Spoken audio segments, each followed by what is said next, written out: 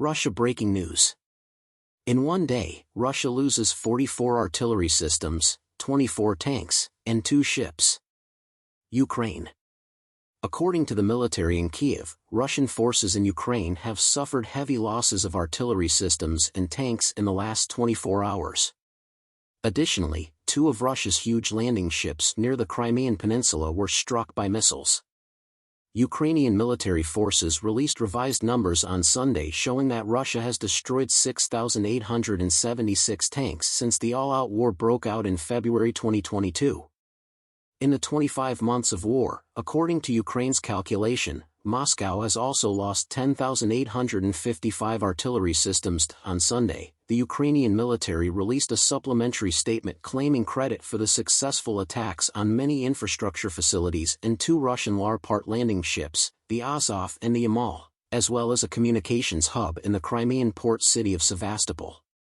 For comment, Newsweek has emailed the Russian Defense Ministry. It is impossible to independently confirm the Ukrainian estimates, but they do give a hint of the huge land and maritime losses suffered by Russia. Russian advances westward in mainland Ukraine have been more effectively resisted by Kiev than by Moscow's Black Sea Fleet, which is partly headquartered in Crimea.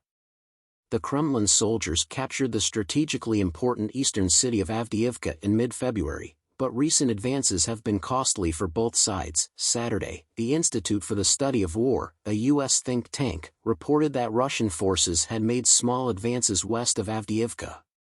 The arrival of the warmer spring and summer months has prompted widespread expectations that Russia will resume its assaults on Ukrainian fortifications.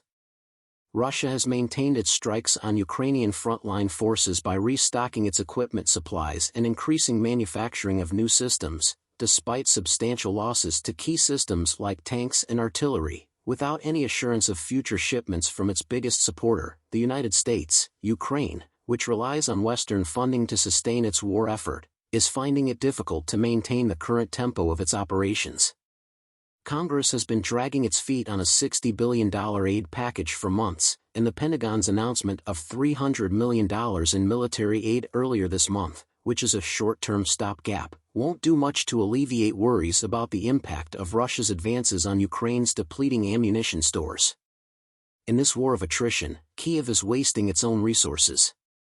On Sunday, the Russian Defense Ministry announced that since February 2022, Ukraine has suffered losses of 15,587 tanks and other armored combat vehicles, along with 8,514 field artillery systems and mortars.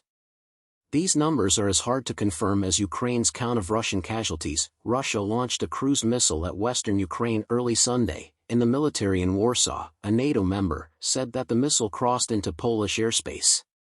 According to Warsaw, the missile entered Polish airspace shortly before 4:30 a.m. local time, 11:30 p.m. Saturday ET, near the eastern village of Ozerdow, which is located on the country's border with Ukraine. The Polish military announced the activation of Polish and Allied aviation, among other things, in a social media post.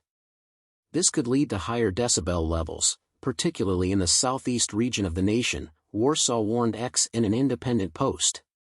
According to the Polish military, its radar sensors followed the missile as it traveled across the sky, revealing that Moscow's long-range aviation force was aiming its missiles at villages in western Ukraine. For a duration of 39 seconds, the missile was within NATO airspace. For comment, Newsweek has emailed the Russian Defense Ministry. Reports from Polish military sources indicate that an unidentified object entered Polish airspace in late December 2023. Approaching from the direction of Poland's border with Ukraine. Members of the North Atlantic Treaty Organization have been very cautious to stay out of the Ukrainian conflict, and any developments involving neighboring nations have only served to heighten concerns that the crisis could escalate. Since an assault on one alliance member is considered an attack on all, the war has the potential to develop significantly beyond its present level. Aircraft from Russia's long-range aviation base Engels II, which houses Moscow's strategic bombers, allegedly assaulted Ukrainian territory on Sunday with 29 Kh-101 and Kh-555 cruise missiles. Air defenses intercepted and neutralized 18 missiles, according to Kiev. Russian officials have claimed that its air-launched Kinzhal or Dagger missiles are hypersonic, while Ukrainian officials in the western Lviv region and the area surrounding Kiev have confirmed cruise missile strikes. The chief of the military administration in Kiev, Serhiy Popko, called the strikes that occurred overnight the third big missile attack on Ukraine in the previous 4 days.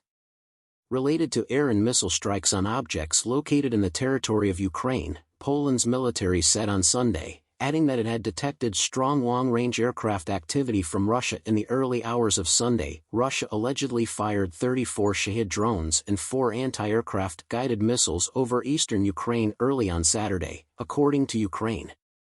According to the Air Force in Kiev, Moscow used 88 missiles and 63 strike drones in 151 attacks the day before. Ukraine claimed victory against Russia on Thursday morning, claiming the destruction of 29 cruise missiles and 2 ballistic missiles.